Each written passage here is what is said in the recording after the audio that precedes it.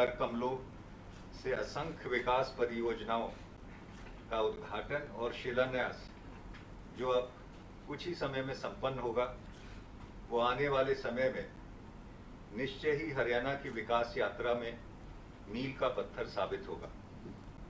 Covid महामारी के भीषण और अप्रत्याशित प्रकोप के बावजूद माननीय मुख्यमंत्री ने अत्यंत धैर्य, साहस, दृढ़ संकल्प और दूरदर्शिता से प्रदेश की विकास यात्रा को निरंतर जारी रखा। मैं सभी म्यूट तो नहीं है,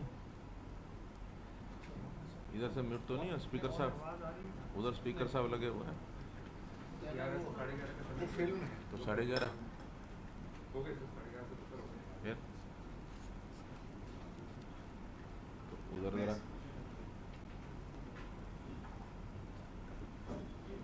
उनको आवाज जा रही है।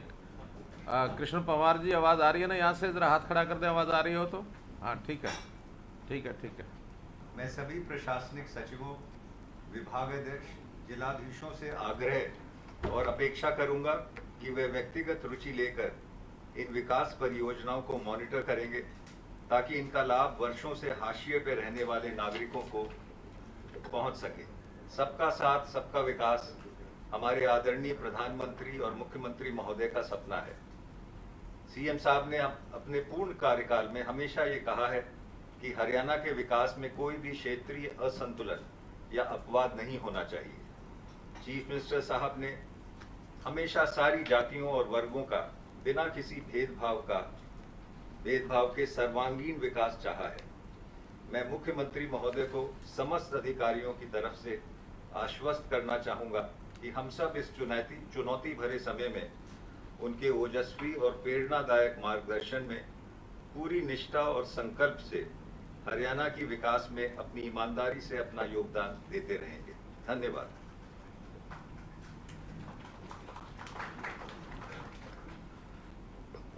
अब आज की जो विकास परियोजनाएं माननीय मुख्यमंत्री जी प्रदेश को समर्पित करेंगे, उसके बारे में एक फिल्म के माध्यम से प्रस्तुतिकरण किया जाएगा।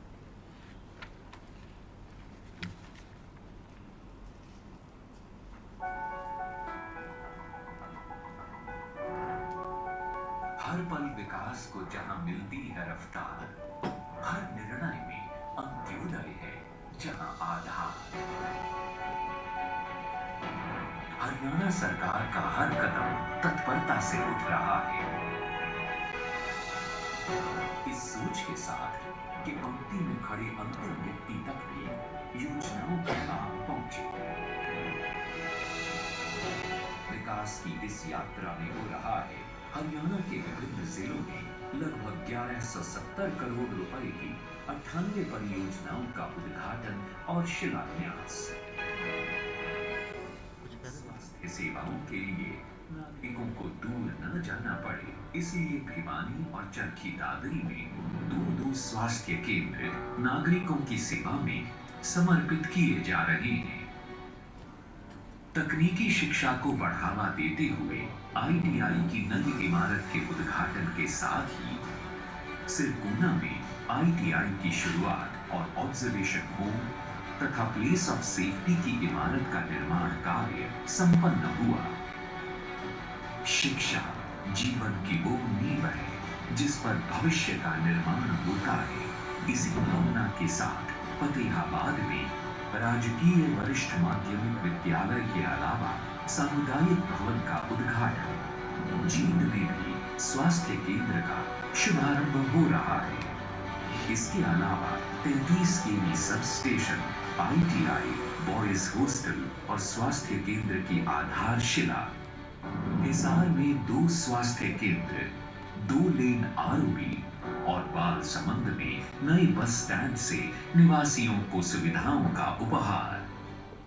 स्वास्थ्य सेवाओं का और विस्तार करते हुए कैथल में 50 बिस्तर वाला अस्पताल तथा 2 33 केवी के सब स्टेशन का उद्घाटन।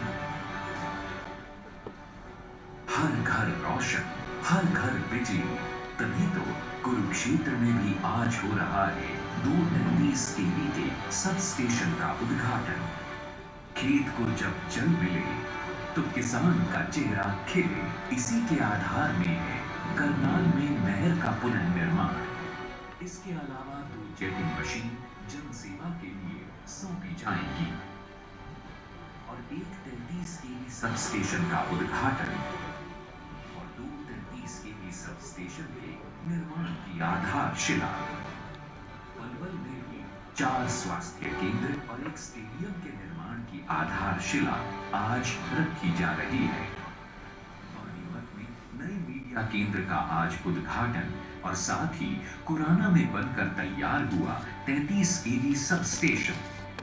पंचकुला में सिविल अस्पताल में नई इमारतों के निर्माण और सड़क की नींव और कल्याण भवन का उद्घाटन। स्वच्छ जल जीवन की पहली जरूरत है, इसीलिए हर घर जल पहुंचाने के संकल्प को और दृढ़ता प्रदान करते हुए नई जल परियोजनाओं के अलावा एक सड़क परियोजना की नींव और 3 33 केवी सब स्टेशन का उद्घाटन। यमुनानगर में जिला परिषद की इमारत, स्वास्थ्य केंद्र तथा विद्यालय में लैब और नए कक्षों का निर्माण। वहीं रोहतक में नए बीआर ब्रिज के उद्घाटन के साथ ही कलानौर में ब्लॉक कार्यालय की इमारत की आधारशिला आज रखी जा रही है। सोनीपत में 3 स्वास्थ्य केंद्र, ऑक्सीजन प्लांट, फायर स्टेशन की इमारत और भगत सिंह महिला विश्वविद्यालय में खेल परिसर और विद्यार्थी गतिविधि केंद्र की इमारत का शुभारंभ आज होने जा रहा है। विकास की कई परियोजनाएं हरियाणा को दिनों दिन उन्नति के शिखर पर आगे ले जा रही हैं, क्योंकि यहाँ है दूरदर्शी सोच, पारदर्शिता और जन सेवा का संकल्प। विकास की रोशनी में चमके दमके हरियाणा, सुविधाओं की हो भरमार। इसी कड़ी में माननीय मुख्यमंत्री मनोहर लाल आज कर रहे हैं लगभग 1170 करोड़ की 98 परियोजनाओं का उद्घाटन और शिलान्यास।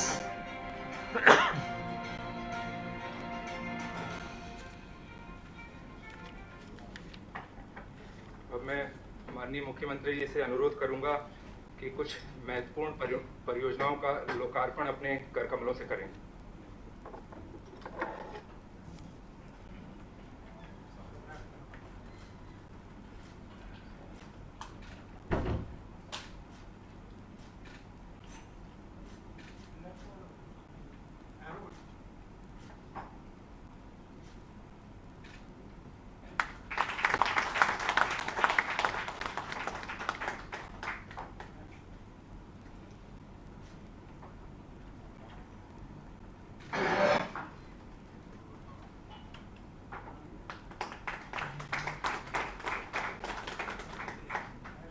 एक योजना बताते जाओगे ना, बात करेंगे ना, क्रम से है ना।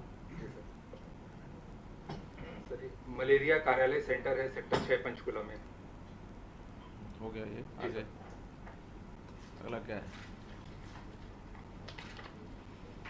जगाधरी बिलासपुर सडोरा।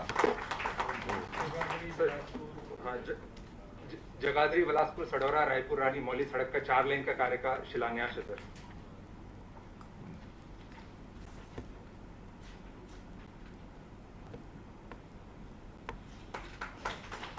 कालावाली रूड़ी सड़क को चौड़ा व सुदृढ़ करने के कार्य का शिलान्यास है।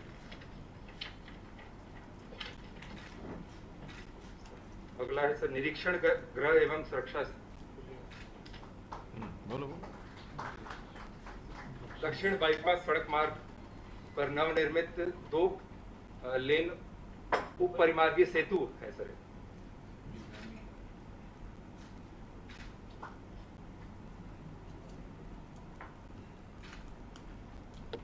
उत्तर हरियाणा बिजली वितरण निगम का प्रथम 33 केवी गैस इंसुलेटेड सब स्टेशन जाटों कला करनाल में।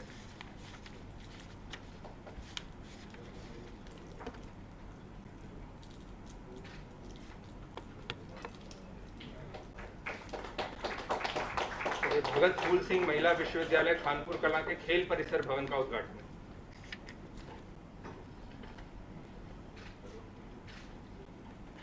IT ITI सर फरीदाबाद का नवनिर्मित भवन है।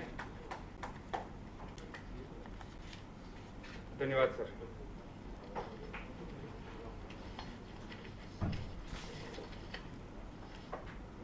सर अब मैं हमारे जिला स्तर पर सभी जो हमारे मुख्य अतिथि महोदय हैं उनसे अनुरोध करूंगा, जो परियोजनाएं जिला स्तर पर जिनका की जनता को लोकार्पण होना है वो उसके लिए आगे आएं और जनता को समर्पित करें।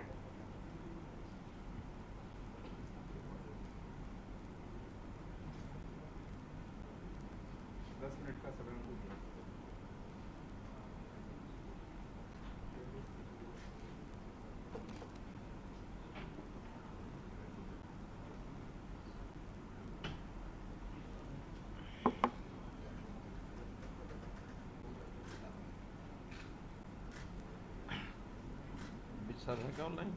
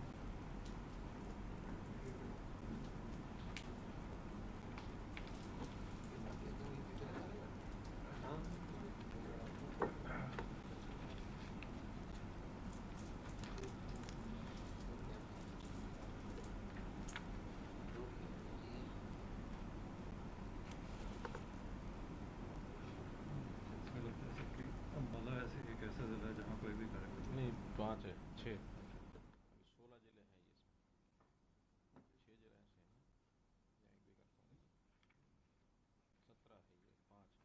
5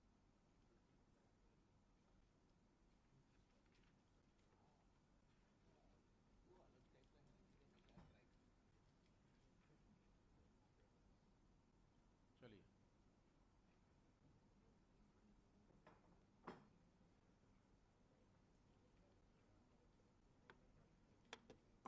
अब मैं आज के कार्यक्रम के मुख्य अतिथि माननीय मुख्यमंत्री महोदय से अनुरोध करूंगा कि अपने उद्बोधन से हमें लाभान्वित करें।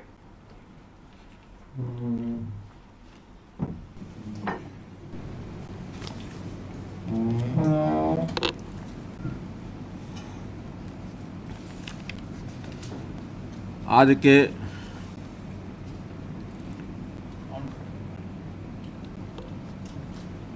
इस ऑनलाइन जो उद्घाटन का कार्यक्रम है, हरियाणा के विकास में इस प्रकार के कार्यक्रमों को हमेशा याद रखा जाएगा जब एक ही समय में सैकड़ों की संख्या में हज़ारों करोड़ रुपए के और प्रोजेक्ट्स, उनका शिलान्यास अथवा उद्घाटन ये सब किए जाते हैं। आज 17 जिलों में जो हमारे सभी मंत्रीगण, अधिकारीगण, सांसद एवं विधायकगण अलग अलग जगह पर उपस्थित हैं। फरीदाबाद में हमारे केंद्रीय मंत्री श्री कृष्णपाल जी गुर्जर, हमारे शिक्षा मंत्री श्री कंवरपाल जी, यमुनानगर में हमारे स्पीकर साहब, पंचकूला में ज्ञानचंद जी, श्री मूलचंद जी शर्मा पलवल में है, जीपी दलाल जी ये हमारे भिवानी में, और इसी प्रकार रणवीर गंगवा जी अनूप धानक जी, डॉक्टर बनवारी लाल जी, उपस्थित सभी हमारे राज्य मंत्रीगण, विभिन्न जिलों में विभिन्न अपने जितने भी नेता हैं, सांसदगण एवं विधायकगण, सब जिलों में और यहाँ इस परिसर में, हरियाणा निवास के परिसर में उपस्थित अधिकारीगण, उपस्थित सभी सज्जनवृंद, पत्रकार व छायाकर मित्रों, हरियाणा प्रदेश में पिछले लगातार 7 वर्ष हो गए हैं, लगभग ये 7वां वर्ष चल रहा है।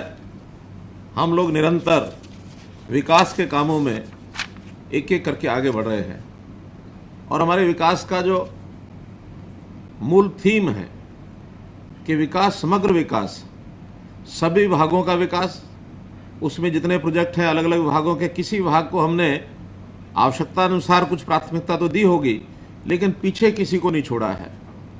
और ऐसे ही कोई भी जिला हो, कोई भी क्षेत्र हो, हरियाणा एक, हरियाणवी एक, इस भूमिका को लेकर के और हम लोग लगातार ये काम करते रहे हैं। अभी कुछ स्थानों पर विशेष प्राथमिकता देना कई बार समय की आवश्यकता भी होती है, लोगों की मांग भी होती है। हम ये भी जानते हैं कि हरियाणा में अगर विकास के नाते से कोई प्रथम जिला ऐसा माना जाता है तो वो गुरुग्राम माना जाता है। औद्योगिक नगरी इस नाते से फरीदाबाद माना जाता है। बाकी भी जिला केंद्रों पर जो हमारे कॉरपोरेशन के एरियाज़ हैं उनमें भी समय समय पर कई योजनाएं लागू की जाती हैं। स्मार्ट सिटीज़ नाते से फरीदाबाद, करनाल, इन 2 जिलों को, 2 शहरों को स्मार्ट सिटीज़ नाते से आगे किया गया। हमारे जो फोकस के जितने भी काम हैं, चाहे वो ग्रामीण क्षेत्र हो चाहे शहरी क्षेत्र हो, हमने कोई भी कार्यक्रम करने में पीछे उसको नहीं छोड़ा है। समय समय पर आवश्यकता के हिसाब से, जैसा मैंने क्षेत्रों में प्राथमिकता बताई, तो हमने कभी शिक्षा विभाग पर ध्यान दिया, तो अभी जैसे कोरोना की लड़ाई हम लड़ रहे हैं, इसमें हम लोगों को चिकित्सा और स्वास्थ्य सेवाएं, इसके ऊपर ध्यान देने की आवश्यकता पड़ी तो वो हम दे रहे हैं। हमने कभी किसान की आय बढ़े, उसकी आय दोगुनी कैसे करें, कृषि विभाग के ऊपर अपना पूरा फोकस किया। कभी लोगों की गरीबी को ध्यान में रखते उनकी गरीबी कैसे दूर हो, एक एक परिवार को कैसे समृद्ध किया जाए, इसके ऊपर फोकस किया। पारदर्शी नौकरियां मिलें, इसके लिए हमने काम किए। तो चाहे विकास के काम हो, चाहे व्यवस्था परिवर्तन के काम हो, एक भरपूर जितना भी क्षमता है, जितनी हमारे पास, यानी हमारे अधिकारियों की, हमारे बाकी सारे सिस्टम की जितनी योग्यता, उसका पूरा उपयोग करते हुए, अपने साधनों का पूरा उपयोग करते हुए हम लगातार इन 7 वर्षों में अपना काम कर रहे हैं। और बहुत से क्षेत्रों में तो मुझे गर्व है इस बात को बताते हुए आपको कि हम देश के अन्य प्रांतों के लिए भी एक उदाहरण हमने प्रस्तुत किया है। बहुत सी चीज़ें वो भी हमारी जो है वो यानी उस चीज़ को फॉलो कर रहे हैं। जैसे उदाहरण के लिए अभी हमने पिछले दिनों में ग्रामीण क्षेत्र के अंदर एक योजना बनाई कि लाल डोरा समाप्त किया जाए और लोगों की जो यानी उनकी संपत्ति है उसको उनका मालिक बनाया जाए, और उस संपत्ति का मालिक बनाया। और ये योजना ऐसी प्रचलित हुई कि प्रधानमंत्री जी ने इसको देश के बाकी प्रांतों में भी स्वामित्व नाम से लागू किया। वही योजना अब हमने शहरों में भी लागू की है। कैसे जो कुछ प्रॉपर्टीज़ थी जो लोगों ने लीज के ऊपर 20 साल से पहले से भी ली हुई है, अर्थात सन 2000 से पहले से जिनके पास लीज है। देश की आज़ादी के बाद बहुत बड़ी प्रॉपर्टीज ऐसी लीज पर दी गई जिसको 50 साल, 60 साल, 70 साल पुराने हो गए हैं। उनकी भी अपेक्षा थी कि हम इन ज़मीनों के मालिक बने। हमने पॉलिसी बना करके उनको भी स्वामित्व का अधिकार ये दिया है ताकि वो अपनी जो उचित राशि है उसको पे करके उसके स्वामित्व की उनको अधिकार मिल जाए। तो ऐसे बहुत हमने काम किए हैं। और जहाँ तक प्रदेश सरकार का विषय तो हम कर ही रहे हैं, हमारी केंद्र सरकार वो भी किसी बात में पीछे नहीं रह रही है। देश के प्रधानमंत्री ने हर वर्ग के लिए कुछ ना कुछ काम किया जाए, उसके लिए सदैव कुछ ना कुछ नई योजनाएं बनाते रहे हैं। किसानों के लिए तो बहुत ही योजनाएं बनाई, और जैसे किसानों की आय डबल करनी है उसमें जैसे अभी कल का ही उदाहरण लेते हैं तो एमएसपी की वृद्धि पिछले 3 साल से लगातार एक वृद्धि का पैमाना रखा है कि जो फसल की यानी उसकी कॉस्ट है, उस कॉस्ट के ऊपर 50% का प्रॉफिट देना, इसको सुनिश्चित किया गया है। तो मैं आज इस अवसर पर प्रधानमंत्री जी का धन्यवाद भी करता हूं और किसानों को बधाई भी देता हूं कि हमारी कल 16 फसलों की जो खरीफ की फसलें हैं उनकी जो एमएसपी है उसको बढ़ाया गया है। उसमें चाहे धान है, ज्वार है, बाजरा है, रागी है, मक्का है, अरहर है, मूंग है, उड़द, मूंगफली, सूरजमुखी, सोयाबीन, तिल, रामतिल, कपास, ये सब फसलों पर किसी का 5% तो किसी का 6%, किसी का 4%, इन सब फसलों के ऊपर और जो है उन्होंने रेट बढ़ाए हैं। तो इसके लिए मैं प्रधानमंत्री जी का बहुत आभार व्यक्त करता हूं। अभी विकास के काम जब हम शुरू करते हैं तो पिछले साल से पहले कभी कभी ऐसा लगता था कि विकास के काम कुछ चल रहे हैं तो साल अंत तक बजट की कुछ ऐसे व्यवस्थाएं बनाई हुई थी कि कई बार काम अधूरे रह जाते थे और कभी कभी उस बजट में से पैसा बचता था तो 31 मार्च को वो लैप्स भी होता था, काम पूरा नहीं हुआ तो लैप्स हो गया, अगले वर्ष में फिर व्यवस्था करनी पड़ती थी। हमारे फाइनेंस सेक्रेटरी पिछले बार मैं उनको बधाई देता हूं कि इस साल के बजट में उन्होंने एक नई व्यवस्था बना करके दी, जो उस समय घोषणा भी हमने की थी कि medium term expenditure framework reserve fund ये बनाया, जिसमें 800 करोड़ रुपए से ऊपर इसको रिजर्व रखा ताकि कोई भी विकास के चलते हुए काम में यदि उसका खर्च ज़्यादा होता है तो उसमें से निकाल लिया जाए, अगर कहीं बचता है तो वो उसमें डाला जाए, और 31 मार्च के बाद भी यदि काम पूरा नहीं हुआ, पैसा उसका बचा है तो उसमें डाल करके अगले वर्ष उसका उपयोग किया जाए। तो ऐसा रिजर्व फंड बनने से काम की गति वो नहीं रुकेगी और काम की जो लगातार चलने वाला ये काम चलता रहेगा। आज का जो कार्यक्रम हम कर रहे हैं इसमें जैसे बताया गया स्लाइड्स के अंदर कि 98 प्रोजेक्ट्स शिलान्यास के और उद्घाटन के जो 1170 करोड़ रुपए के लागत के पूरे प्रदेश में आज बनाए गए हैं। 17 जिलों में आज ये कार्यक्रम हो रहे हैं। 4 जिलों में किन्हीं कारणों से या तो प्रोजेक्ट वहाँ के कम थे अथवा कार्यक्रम नहीं हो पाए, और जो प्रोजेक्ट होंगे उनको ही बाद में लिया जाएगा। और अभी ये कर रहे हैं ऐसा नहीं है, बल्कि पिछले 2 वर्षों में 19-20 और 20-21 उसमें भी हमने 3 कार्यक्रम ऐसे किए थे, बड़े कार्यक्रम ऑनलाइन, और जिसके अंदर 680 प्रोजेक्ट्स का 7,300 करोड़ की लागत के ये कार्यक्रम हमने किए थे। संयोग ऐसा है कि ये वर्ष और इससे पिछला वर्ष, चाहे वो 20-21 रहा हो चाहे 19-20 रहा हो, ये कोरोना का एक जो समय था इसके कारण से भी इन कार्यक्रमों के माध्यम से सब हमें करना पड़ा। कोरोना का एक अभिशाप के रूप में कोरोना आया, इसकी पीड़ाएं सबको महसूस हो रही हैं, लेकिन इस कोरोना ने कुछ नई बातें जिनको जन्म दिया है, उसमें एक चीज़ दूर बैठे हुए भी हम अपने काम को किस प्रकार से ऑनलाइन कार्यक्रमों के माध्यम से कर सकते हैं, एक ये अवसर के रूप में भी हमने इसको उपयोग किया है। चाहे उसमें शिक्षा की बात हो, चाहे उसमें हमारे आपस में विचार विमर्श की बैठकों की, सभाओं की, जो भी विषय है उसको हमने ऑनलाइन सिस्टम के माध्यम से उसको किया है। तो ये हमारे उद्घाटन के कार्यक्रम भी इसी प्रकार से किए हैं हमने, और कई विषय जिनका हमने पिछले वर्षों में फोकस जिन पर किया है, एक एक करके मैं अगर उल्लेख करता हूं तो सिंचाई, पानी, ये भी हमने फोकस के रूप में लेकर के आए। हमने द्विवर्षीय जल योजना एक बनाई ताकि आने वाले ये 2 वर्ष पानी को हम कैसे बचा सकते हैं, क्योंकि पानी हमारे जीवन का एक बहुत महत्वपूर्ण, जिसको कहना चाहिए, अंग है। पानी और हवा, पानी और ऑक्सीजन, ये 2 ऐसे अवयव हैं जो तुरंत हमको साथ साथ जीवन को चलाने के लिए चाहिए। खाने के लिए 2 घंटे, 10 घंटे, 20 घंटे, 24 घंटे, 48 घंटे कम खाया तो शरीर अपने आप उस एनर्जी को प्रोड्यूस करता है, लेकिन हवा, ऑक्सीजन, इसकी ड्यूरेशन बहुत कम है कि हमको रिपीट नहीं चाहिए। पानी, इसका ड्यूरेशन भी बहुत कम है कि शरीर हमारा उतना ज़्यादा नहीं इसको रख सकता। तो पानी हमारे जीवन के लिए आवश्यक है, वहीं ये वनस्पति के लिए भी आवश्यक है, वहीं हमारी जलवायु के लिए भी आवश्यक है। तो जैसे पानी घट रहा है, उस घटते पानी को देख करके चिंता हुई, तो पिछले वर्ष हमने योजना एक बनाई कि फसलों में खास करके धान की पैदावार कम की जाए, और मेरा पानी मेरी विरासत।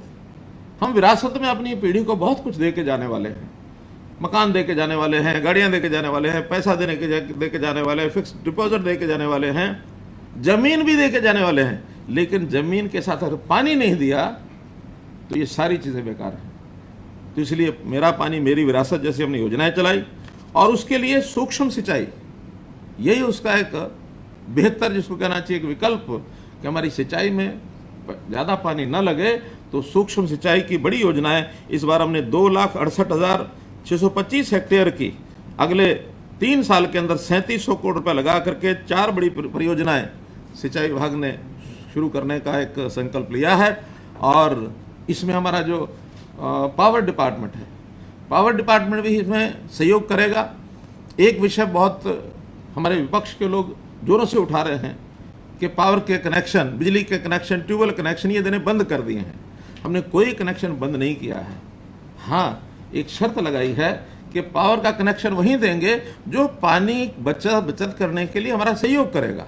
और वो कैसे करेगा कि हम या तो छोटी हार्स पावर 15 हार्स पावर से नीचे के कनेक्शन वो खुले रूप से देंगे। इससे ऊपर पानी जहां बहुत ऊपर है, अर्थात 20 या 25 मीटर से ऊपर अगर रहेगा तो वो हम खुला कनेक्शन देंगे। अगर 25 कितना मीटर रखा, 30 मीटर अर्थात 100 फुट, इससे नीचे अगर पानी है कहीं और मोटर 15 हार्स पावर से ज्यादा चाहिए, तो एक ही कंडीशन है, वो है माइक्रो इरिगेशन। यदि माइक्रो इरिगेशन के प्रोजेक्ट लगते हैं, खुली सिंचाई नहीं करते हैं, तो वहां के लिए कहीं के लिए भी और बिजली के ट्यूबवेल का कनेक्शन ये बंद नहीं है। इसलिए मित्रों, बिजली हमारे पास पर्याप्त है, कोई कम नहीं है, लेकिन पानी बचाने का मुद्दा उससे भी बड़ा है। पानी बचाने के लिए सहयोग हमारे किसान करें, और सूक्ष्म सिंचाई की जो योजनाएं हैं वो भी सारा पैसा को किसान को नहीं खर्च करना है। 85% कम नहीं होती राशि, 85% राशि सब्सिडी के रूप में दी जाएगी। केवल 15% पैसा ये किसान को खर्च करना है, और इसमें अगर करते हैं तो हम पानी और ये बिजली के कनेक्शन ट्यूबवेल्स के ये देने के लिए तैयार हैं। रास्ते जहां तक विषय है, हमने 19-20 में घोषणा की थी कि एक गांव से दूसरे गांव को जोड़ने वाले सब रास्तों को पक्का किया जाएगा। इसके लिए नाबार्ड से हमने व्यवस्था की है लोन की।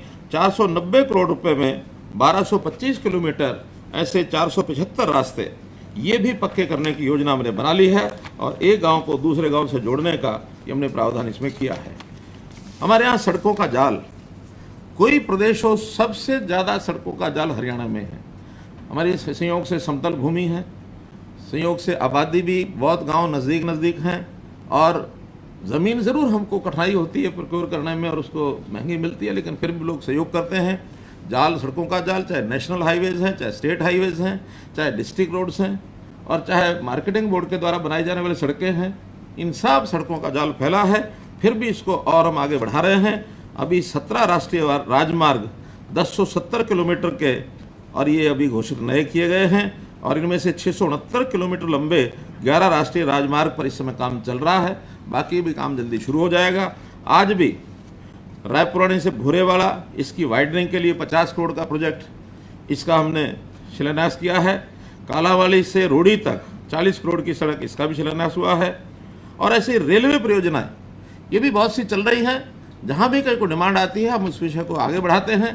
पहले केवल रेलवे विभाग के ऊपर ये निर्भर था, लेकिन अब हमने रेलवे विभाग से हरियाणा सरकार का एक साझेदारी हमने कर ली है, एक ज्वाइंट वेंचर बनाया है, और उसमें से 50-50 की इन्वेस्टमेंट में ये प्रोजेक्ट सारे एक प्रकार से बनाए जाते हैं। उसमें हमें कहीं कठिनाई नहीं आती है। आज भी हिसार सदलपुर रेलवे लाइन का आरओबी, जिस पर 18.5 करोड़ रुपये खर्च है, इसका भी एक शिलान्यास जो है वो किया गया है। ऐसे ही हमारी जो मंडी व्यवस्था है, जो किसानों के लिए एक बहुत ही जिसको कहना चाहिए बिक्री के लिए, मार्केटिंग के लिए एक बहुत बड़ी आवश्यकता, इसको भी लगातार हम आगे बढ़ा रहे हैं। गन्नौर की हमारी अंतर्राष्ट्रीय जो मंडी है, 7000 करोड़ रुपए लगा करके ये योजना थोड़ा डिले जरूर हुई है, लेकिन अब ये फाइनल लेवल पर आई है। इसका जो बहुत जल्दी इसके टेंडर हो जाएंगे, और टेंडर होते ही इस पर काम शुरू होगा। अगले 2 वर्ष के अंदर इसका कोई ना कोई एक बढ़िया स्वरूप निकल करके आएगा। ऐसे ही पंचकुला जिले में सेब मंडी, इसका भी निर्माण जो है वो योजना उसकी बन गई है। उसके भी बहुत जल्दी उसका निवेश जो किया जाएगा, और उसका ऑक्शन करके लोगों को उसकी सुविधा दी जाएगी। जहाँ तक शिक्षा और मेडिकल शिक्षा, ये भी हम लगातार बढ़ा रहे हैं। जैसे हमने घोषणा की हुई है कि हर कॉलेज में, हर जिले में एक मेडिकल कॉलेज अवश्य होगा। अब प्राइवेट और सरकारी कॉलेज मिला करके तो कोई 1-2 जिले ही बचे हैं, लेकिन अगर हम प्राइवेट को निकालें तो सरकारी कॉलेज भी हमारे शायद 11 से ऊपर हो गए हैं। 6 जो आगे घोषित हो गए हैं, 9 हो गए हैं। तो ऐसे कुल मिला करके बाकी स्थानों पर भी हम जहां नहीं बने हैं वहां और सरकारी कॉलेजेस बनाने की हमारी योजना है। और जहां तक स्वास्थ्य सेवाओं का विषय है, हमारे जिला हेडक्वार्टर पर 200 बेड का अस्पताल सब जगह हो, ये हमने घोषणा की है। और साथ में CHCs उनको मजबूत किया जाए।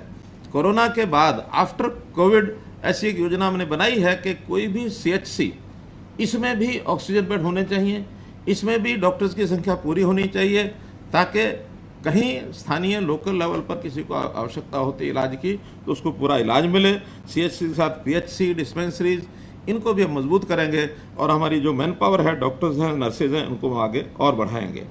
आज कलायत के अंदर हॉस्पिटल 50 बेड का हॉस्पिटल है, उसका आज इनाग्रेशन किया है।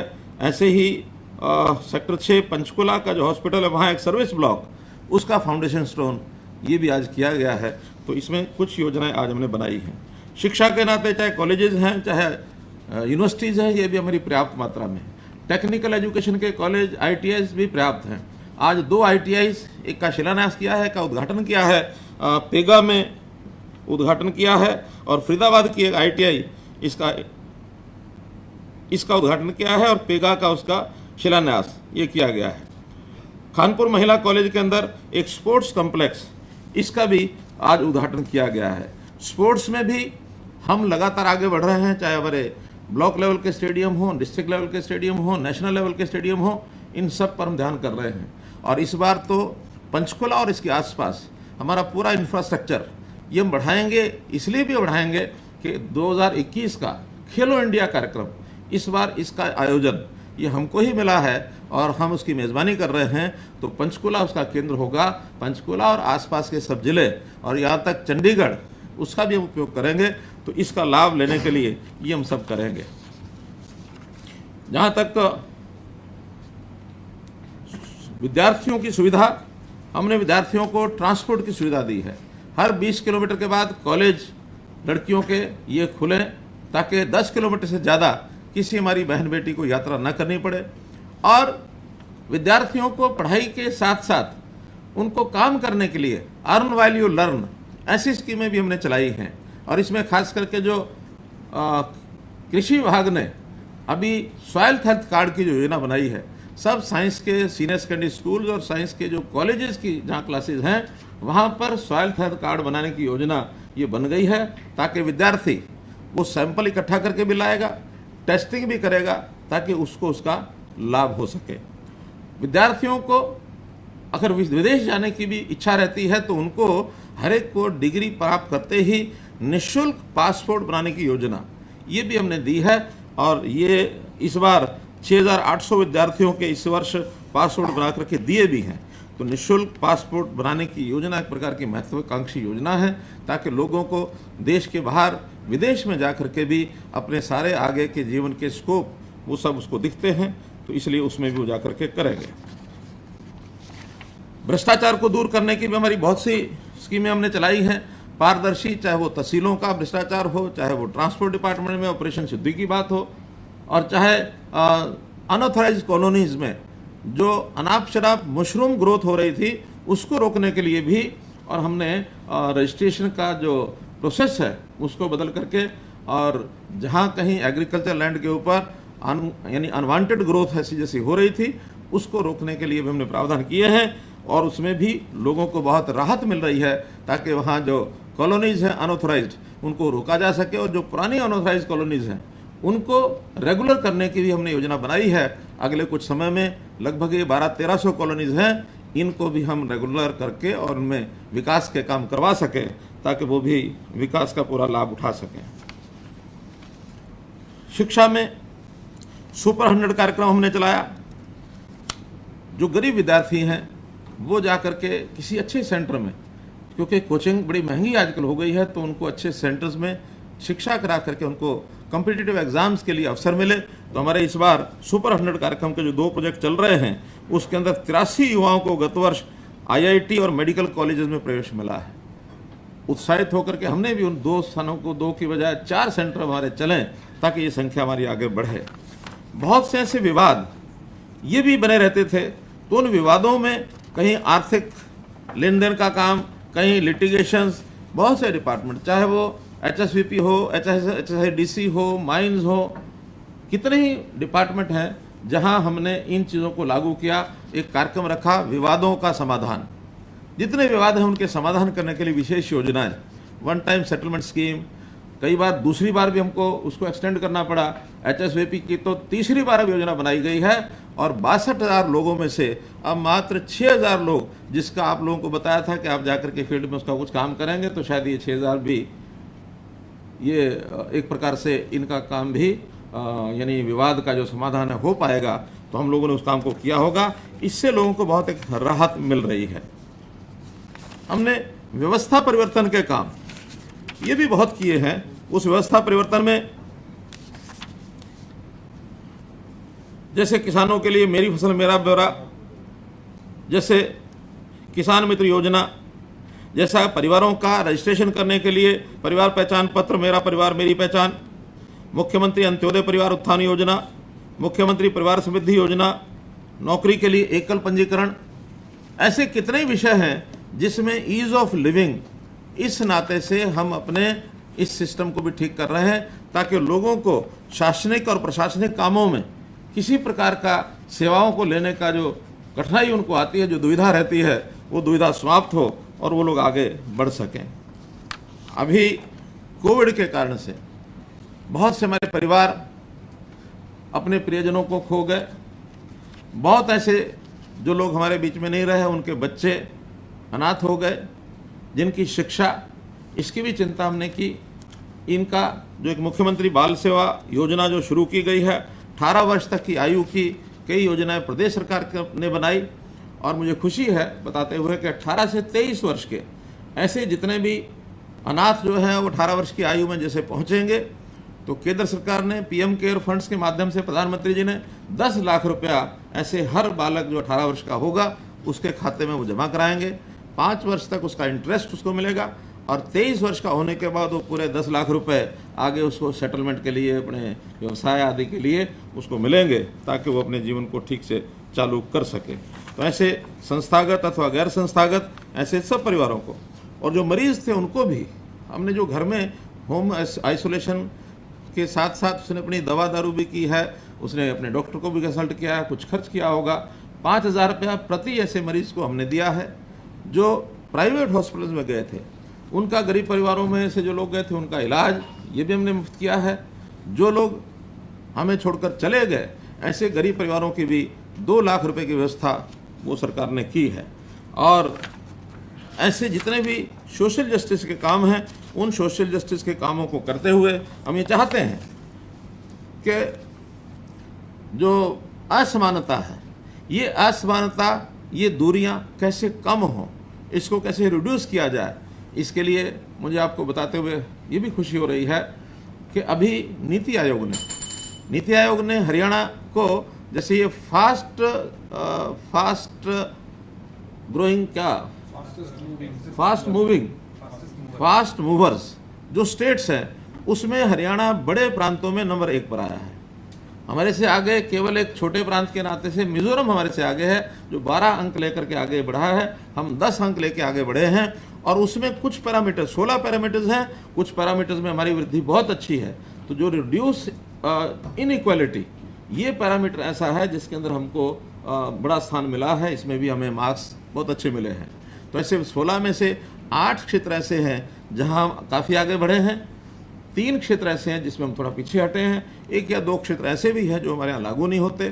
तो मैं ये भी चाहूँगा कि हम सब मिल करके जिन क्षेत्रों में हम थोड़ा पीछे रह गए हैं, जहाँ बहुत जितने अपेक्षा उतना आगे नहीं बढ़ पाए हैं, उन क्षेत्रों में भी काम करके, और हमारा जो 12 अंक हम फर्स्ट से पीछे हैं, first is Kerala having 75 ranks, हम 67 रैंक पर हैं। तो ये 12 नहीं 8 ही रह गए। 8 अंकों की जो कमी है इसको पूरा करते हुए अगले वर्ष हम केरला को पकड़ें, केरला को टच करें, आगे निकले तो बहुत अच्छा। तो इस प्रकार से हमारा जो प्रदेश का जो प्रगति का पैमाना है, चाहे विकास का काम है, चाहे गुणवत्ता है, चाहे लोगों को सुख सुविधा है, हर क्षेत्र के अंदर आगे बढ़ें और हम हरियाणा को अपने एक नए हरियाणा के रूप में एक ऊंचा स्थान दिलाएं। यही हम सब मिलकर, चाहे हमारी सरकार, चाहे हमारे अधिकारीगण और चाहे जनता का सहयोग, सबका सहयोग चाहिए और सबका साथ होगा तो सबका विकास होगा, ऐसी मान्यता। इस बात को कह करके मैं अपनी वाणी को विराम देता हूं। बहुत बहुत धन्यवाद।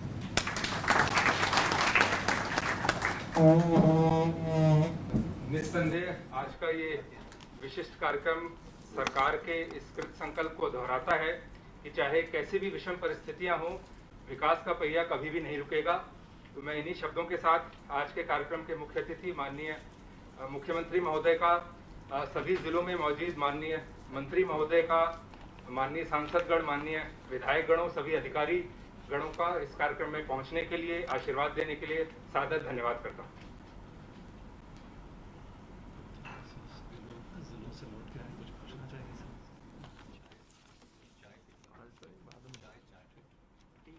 भाषण के अंदर तो चाय नहीं पिलाई, अब तो पिला दो। चाय पिलवा दो।